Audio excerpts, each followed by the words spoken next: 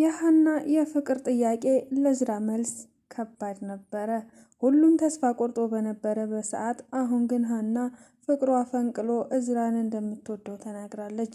ሌላው የጆሮ ሀዘንና ልብ መሰበር ደግመኛ እንዳይነሳ ሆኖ የተሰበረው ጆሮ በአሁኑ ፊቱ ላይ የሚነበበው የሀዘን ነበረ። ሁለቱም ያልታደሉ ይመስል ጆሮም ተምቹም በፍቅር ተጎድተዋል። ጆሮም እንደዛው እንደ ተምቹ ነው።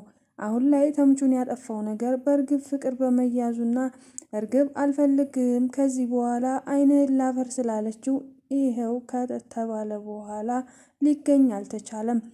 ታዲያ አሁንም የተምቹ ጣ ለጆሮም ደርሶታል። በሀና አንደበት ለእዝራ እወድሃለሁ የሚል ነበረ። በጆሮው የሰማውን በአይሚሮ ለማመን ቢከብደውም ግን ደግሞ እውነታውያ ነው። ትናንትና ያሳለፉትን እያንዳንዱ ነገር ሲያስታውስ ነበረ። ጆሮ ላይመለስ ሁሉም ነገር የሄደበት እንደሆነ ይሰማዋል። ሰላም ትናንትና ያስፈራራችው እንዲሁም ደግሞ ደንፍታበት እንደሄደች ቢያስብም የእሷን ድንፋታ ከቁም ነገርም አልቆጠረውም ነበር። ዛሬ ግን የሀናን ሁኔታ በአይኑ በጆሮው ሰምቷል፣ በአይኑ አይቷል። ይህ ነገር እንግዲህ እንዴት ይሆን? ሰላም ጤና ይስጥልኝ ውድና የተከበራችሁ የቻናል ተከታታዮች እንኳን ደህና መጣችሁ። ቪዲዮ ላይክ በማድረግ ጀምሩ። ጆሮ በሀና ፍቅር ለወራቶች ሲሰቃይ ኖሯል። ታዲያ ከዚህ በፊት ተምቹ ራሱ ለምንድን ነው የማትነግራት? ካልነገርካት እንዴት ልታውቅ ትችላለች? ብሎ ድፍረት ሰጥቶት ነበር።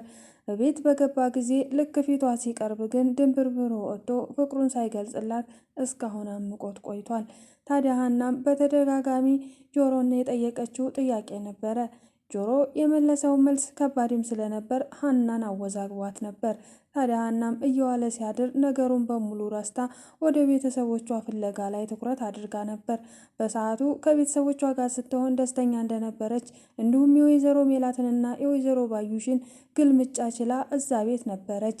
ታዲያ አሁን ላይ ጆሮን የጠየቀችው ጥያቄ ትወደኛለህ ወይ ብላ ነበረ። ጆሮ ግን በተቃራኒው ነበር። አንቺ ጥሩ ልጅ ነሽ፣ እንዴት ልወድሽ ይችላለሁ የሚል መልስ ነበር የሰጣት። ይህን ሲመልስላት ጥሩ ነኝ መጥፎ ነኝ እኮ አላልኩህም፣ ታፈቅረኛለህ ወይ ብዬ ነው የጠየቅኩህ ስትለው እሱም በድንጋጤ መሄድ አለብኝ ብሎ በር ከፍቶ ነበር የወጣው። ሀናም ታዲያ ይሄ ነገር ስላስደነገጣት ይሄን መጠየቅ አልነበረብኝም ብላ እራሷን ወቅሳለች። ጆሮ ይሄ ሁሉ ሲሆን ታዲያ እስካሁንም ያፈቅራታል። ለሀና ፊት ሲቀርብና ለሀና ያለውን ነገር ለማስረዳት ቢከብደውም በውስጡ ፍቅሩን አምቆ ይዞታል። ይህንንም ያደረገው ሀና ወድሻለሁ፣ አፈቅርሻለሁ ቢላት ትርቀኛለች፣ ከፍቅር ያልሆንም ወይም ደግሞ እህትነቷም ይቀርብኛል። ስለዚህ አባባ ኖላዊ ወይም ጥሩ ሰው ስለሆኑ እኔ እዚህ ለመድረሴና የህይወቴን መስመር ስላስያዙኝ ከነሱ ጋር መራቅም ሆነ ከነሱ መለየት አልፈልግም። ደሴ እንኳን ቢሄዱ ተከትዬ ከነሱ ጋር እሄዳለሁ እያለ ነበር በተደጋጋሚ። እናም እነሷን ፍቅሬን ብገልጽላት ከኔ ትርቃለች፣ እሷ ከኔ ራቀች ማለት አባባ ኖላዊ ወይንም አላገኛቸውም ብሎ ነበር የሚያስበው። ታዲያ አሁን መጨረሻው ሀናም ሌላ ሰው ተመኘችና በእዝራ ነገር ስትብሰለሰል ከርማ ነበር። እዝራ ደግሞ ለምን ቀረበኝ ደግሞ ለምን ራቀኝ እያለች ሌት ቀን ስታስብ ነበር። ታዲያ ለምን እንደራቀሽና ለምን እንደቀረበሽ እኔ ልንገርሽ ብላ ሰላም ሁሉንም ነገር አስረድታት ነበር። ያስረዳቻት አንድ ነገር ነበር። እዝራ የቀረበሽ በጣም ስለወደደሽ እና ስላፈቀረልሽ ነው። ግን ፍቅሩን መግለጽ አልፈለገበት ምክንያት ይኖረዋል። አንቺም ደግሞ በደንብ ወደሽዋል ነበር ያለቻት። እንዴት አወቅሽ? እኔ ወድጀዋለሁ እንዴ? እኔ ፍቅር ይዞኛል እንዴ? ብላ ጥያቄ ላይ ነበር ለሰላም የነገረቻት። ሰላምም በመሳቅ ነበር ያለፈችው። አዎ ድብና አድርጎ ፍቅር ይዞሻል፣ ግን ደግሞ እውነታውን አምነሽ መቀበል አትፈልጊም። እዝራ ደግሞ ከአንቺ ፍቅር ይዞታል፣ ግን ደግሞ ከነገርኳት ትርቀኛለች የሚል መልስ ስለሚጠብቅ ለዛ ነው ሁለታችሁም ያልተግባባችሁትም። ለማንኛውም አንቺ ተረጋጊ፣ እኔ ሁሉንም ነገር እጨርሰዋለሁ ብላ እህቷ አስረድታት ነበር። ሀናም እሷ ባለቻት መሰረት ሀና ራስሽን ሆኚ፣ እንዴት አይነት እንደዚህ ስሜት ሊሰማሽ ይችላል? ደግሞ ጆሮ እንደሚያፈቅረኝ ለእኔ አልነገረኝም፣ ለሰላም ግን ሁሉንም ነገር ነግሯታል። ለምን ቆይ አገኘዋለሁ፣ ሁሉንም ነገር ነው የምጠይቀው ብላ ስትዝት ነበረ።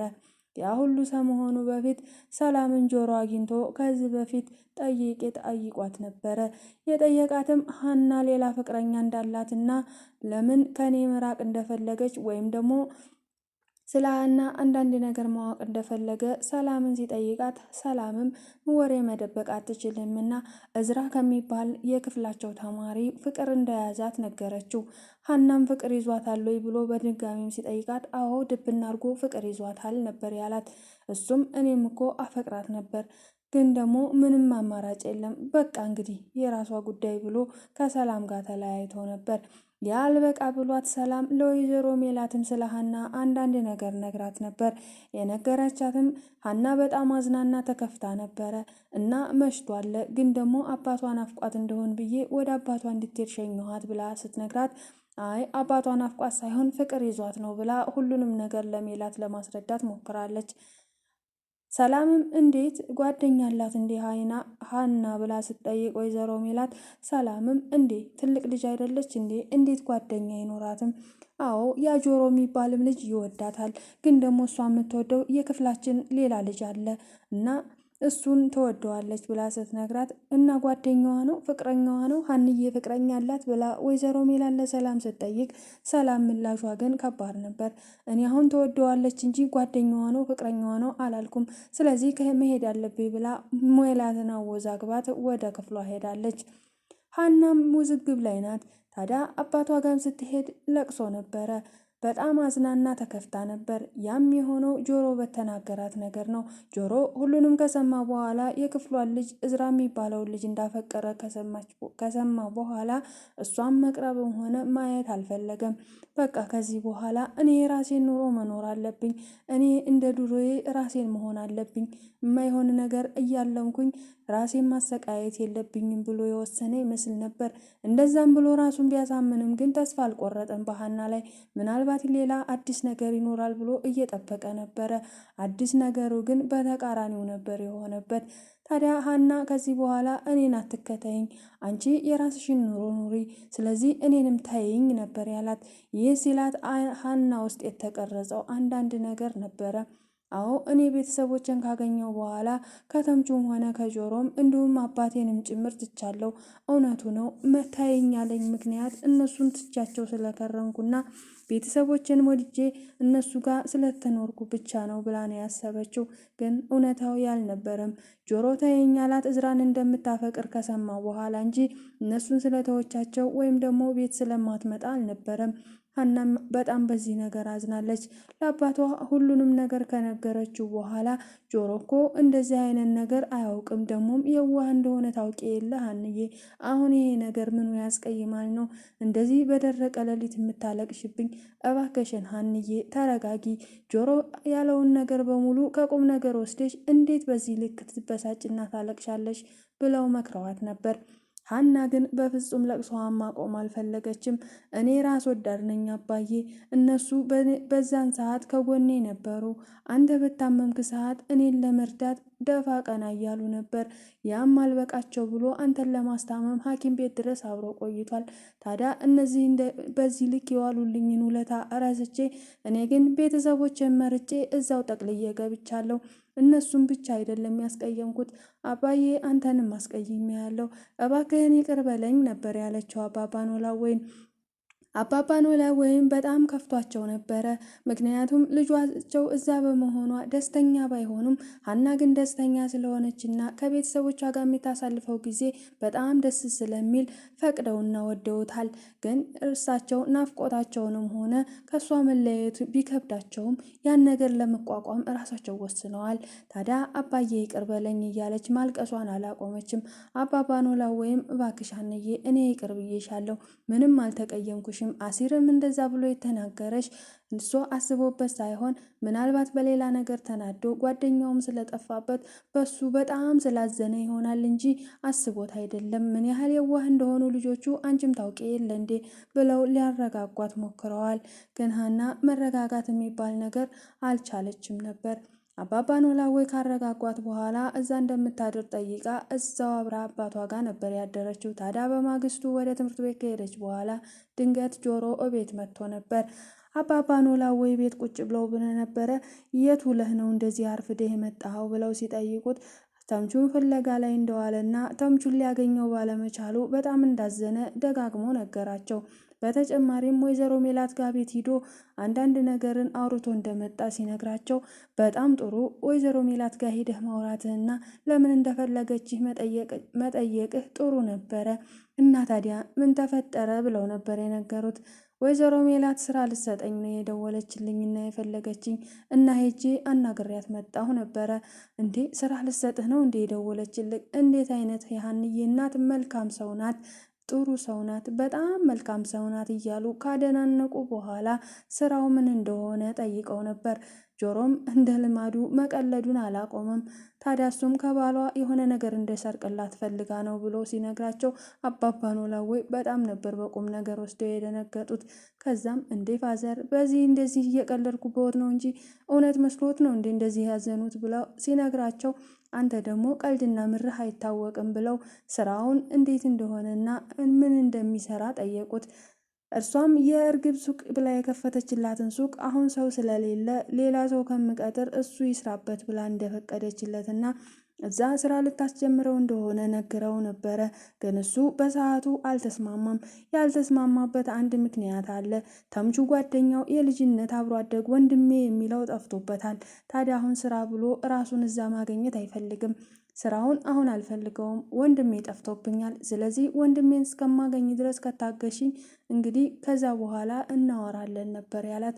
ወንድም እንዳለህ ግን ሀንዬ አልነገረችኝም፣ ብቸኛ እንደሆንክ ነበረው የማውቀው ስትለው አዎ ወንድም የለኝም፣ የስጋ ወንድሜ ሳይሆን አብሮ አደግ ጓደኛዬ እንዲሁም ደግሞ ወንድሜ ብዬ ነው የምጠራው ብሎ ሲነግራት እሷም የእርግብ ፍቅረኛ ሆኖ የመጣው ዘሪሁን እንደሆነ ገብቷታል።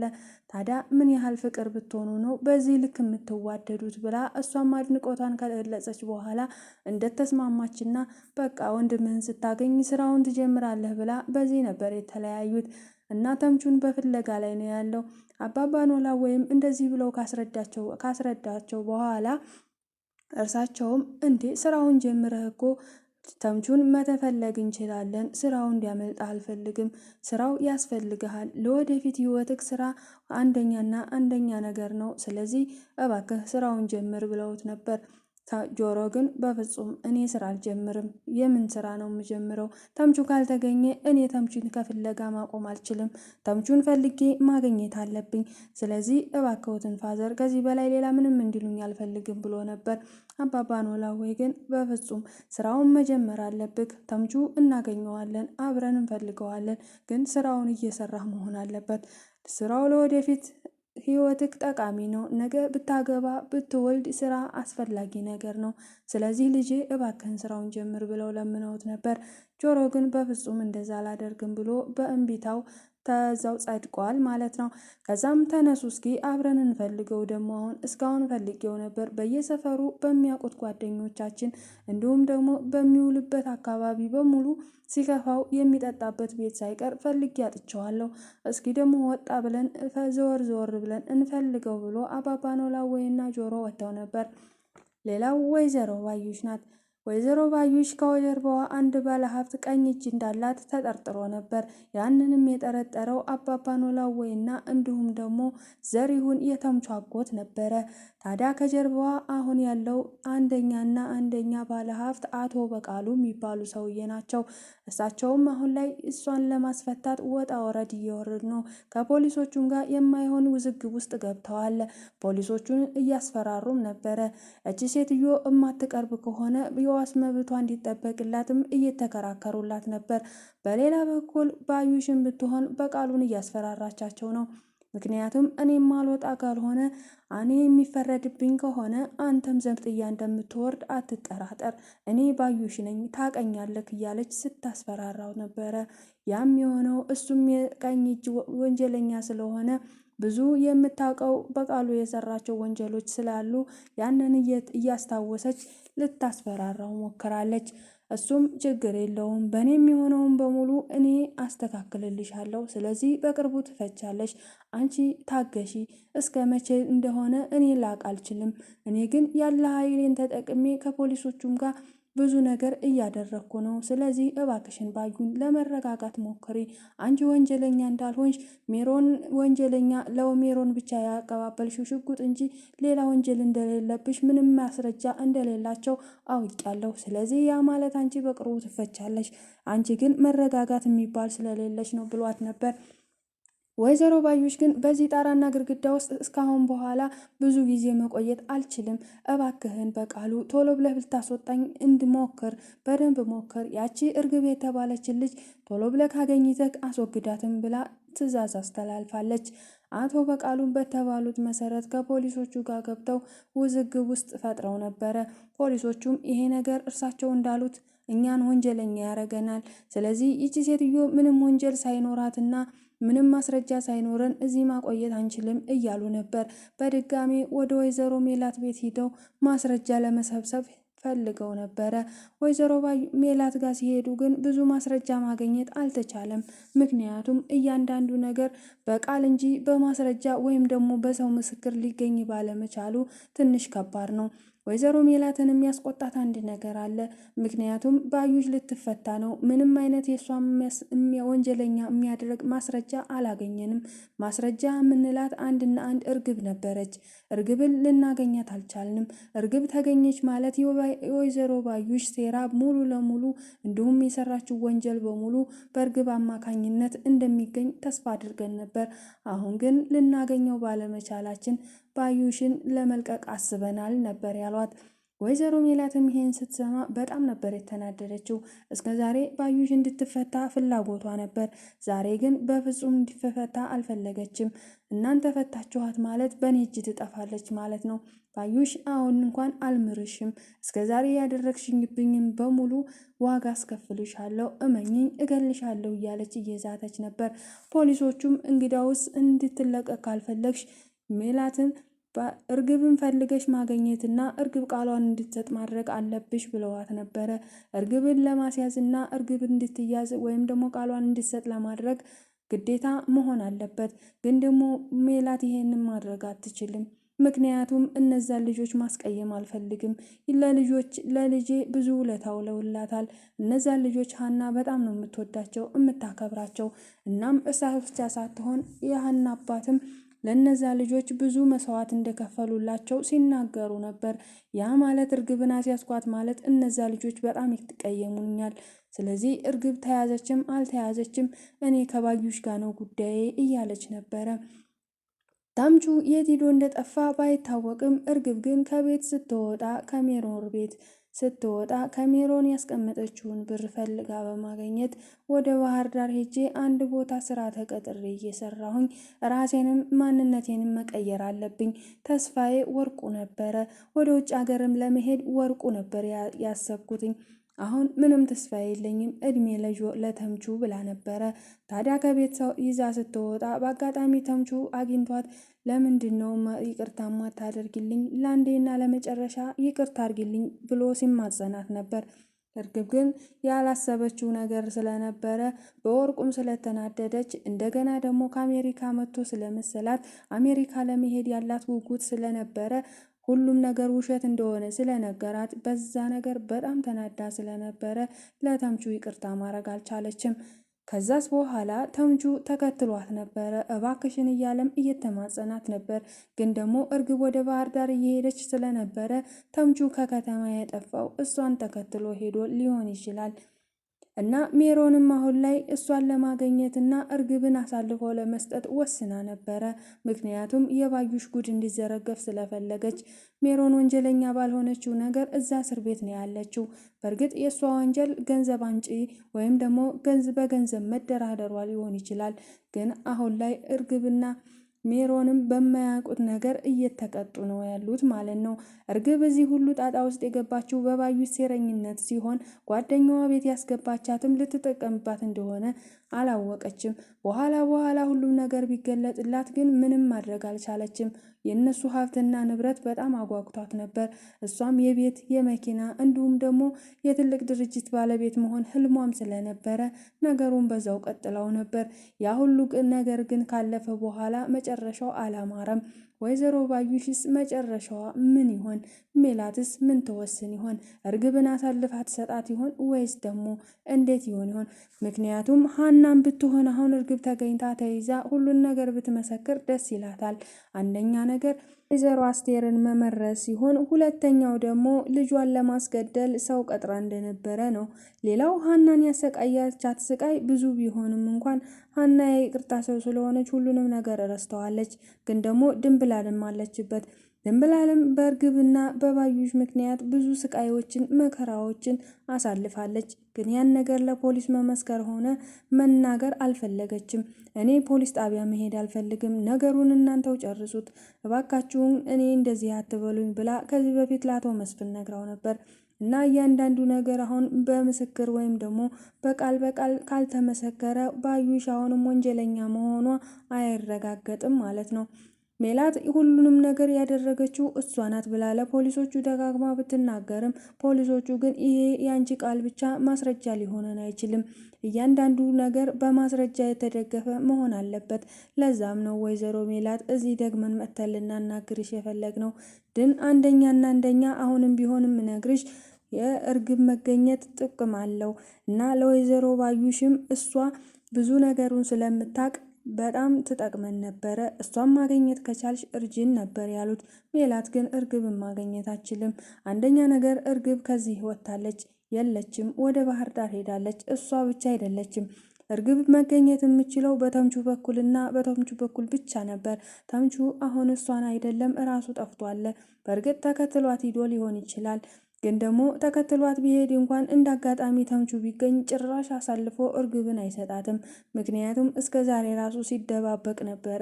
እያንዳንዱ ነገር ለጆሮም ሆነ ለአባባ ኖላዊ እርግብ ጋር እንደሚገናኙ አንድ ቀንም ለመናገር አስቦ አያውቅም። ምክንያቱም ለፖሊስ አሳልፈው ይሰጧታል። እርግብ እንድትታሰርም ሆነ እንድትያዝ አልፈልግም። ባዩሽን እኝናው ጓደኛ ያሳዝናት እርግብን አሳልፎ ላለመስጠት ነው። ዋነኛና ቀንደኛዋ ወንጀለኛ ወይዘሮ ባዩሽ እንደሆነች ደጋግመው ቢናገሩም እንኳን ግን ደግሞ ማስረጃ ስለሌላት ብቻ ይሄው እነሱም አሁንም ቢሆን እርግብ ካልተገኘች ማስረጃ አናገኝም በሚል ነበር። ለዛሬው በዚህ ጨርሰናል። በቀጣይ እንገናኛለን።